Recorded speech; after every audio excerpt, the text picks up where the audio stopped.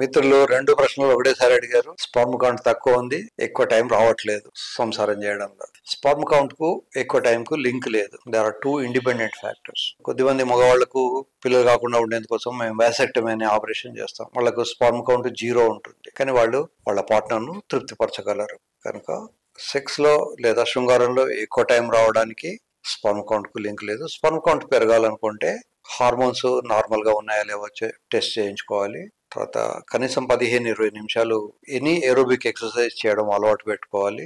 వేడి నీళ్ళతో స్నానం చేయకూడదు. లూజ్ అండర్ వియర్ వేసుకోవాలి. తర్వాత ఫ్రెష్ ఫ్రూట్స్, ఫ్రెష్ వెజిటబుల్స్ తినాలి. ప్లాస్టిక్ కంటామినేషన్, ఈ మధ్య కాలంలో ఫుడ్ ఐటమ్స్ అన్ని కూడా ప్లాస్టిక్ కంటైనర్స్ లో స్టోర్ చేస్తున్నారు. కనుక ఇంట్లో ఉన్న ప్లాస్టిక్ వస్తువులన్నిటినీ ఇంక్లూడింగ్ బకెట్ తో సహా బయటపడేసుకోవాలి. ప్లాస్టిక్ స్లోగా మనకు తెలియకుండా మన ఫుడ్ లోకి, మన శరీరంలోకి ఎంటర్ అవుతూ ఉంటుంది. కనుక ప్లాస్టిక్ చెంచాలు, ప్లాస్టిక్ ప్లేట్లు, తర్వాత ప్లాస్టిక్ గ్లాసులు ఇవన్నీ కూడా అవాయిడ్ చేయాలి. మంచినీళ్ళు తాగినప్పుడు కూడా ప్లాస్టిక్ బాటిల్లో తాగడం మంచిది కాదు. అబ్బాయిలకు మంచిది కాదు, అమ్మాయిలకు మంచిది కాదు.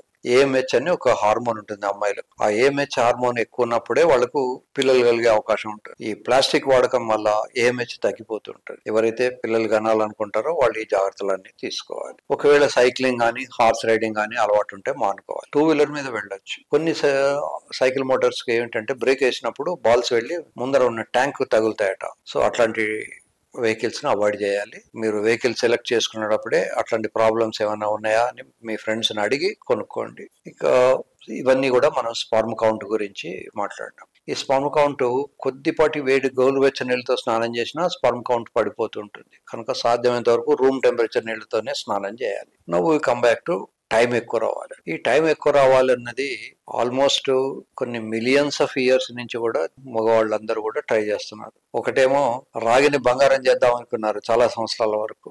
ఎప్పుడైతే పీరియాడిక్ టేబుల్ బయటకు వచ్చిందో అప్పుడు రాగి ఎందుకు బంగారం కాదో అర్థమైంది. అలాగే రసవాదం అంటారు దాన్ని. అలాగే టైం ఇమ్మెమోరియల్. ప్రతి మగవాడికి కూడా ఎక్కువ టైం చేయాలన్న ఆలోచన, కోరిక ఉంటుంది. ఈ ఎక్కువ టైం రావడానికి కోసమని వాళ్ళు ఏం చేస్తారంటే, ఏం చేయాలంటే ముందు బరువు పెరగకుండా చూసుకోవాలి. పొట్ట ఎలా అయితే పెరుగుతుంటుందో అలా అలా సెక్స్ లో సామర్థ్యం తగ్గిపోతుంటది. సో దురదృష్టవశాత్తు మన ఇండియన్స్ కి ఏమిటి అంటే టమ్మీ ఒబెసిటీ అంటారు. కాళ్ళు చేతులు మామూలుగానే ఉంటాయి కానీ పొట్ట మాత్రం పెద్దగా ఉంటుంది. సో ఈ టమ్మీలో ఒబెసిటీ రాకుండా ఫస్ట్ ట్రయల్ వాళ్ళు చేసుకోవాలి. టమ్మీ ఒబెసిటీ అవాయిడ్ చేసుకోవాలి. కాకపోతే ప్రతి వ్యక్తి కూడా శృంగారంలో ఎక్కువ టైం ఎంజాయ్ చేయాలనుకుంటే ఒక స్టామినా మెయింటైన్ చేసుకోవాలి.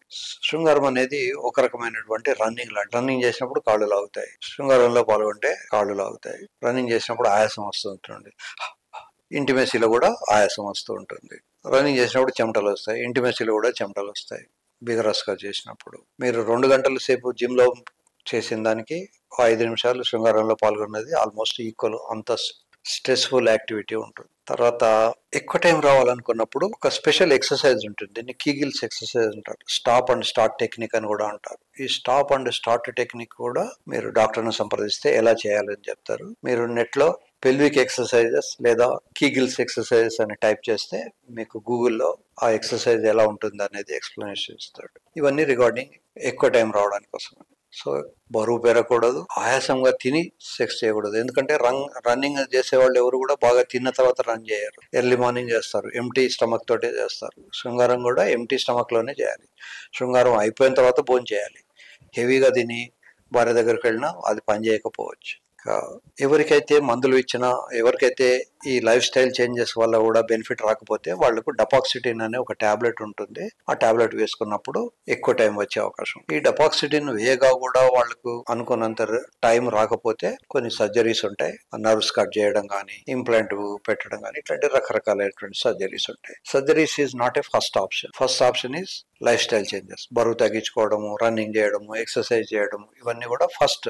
Second line of option is tablets. మరి third option is implant surgery or dorsal nerve cut చేయడం, డార్సల్ నర్వ్ న్యూరెక్టమీ అంటారు. అవి చేయడం కానీ, అది లాస్ట్ కి పెట్టుకుందాం. ఓకే బాబు.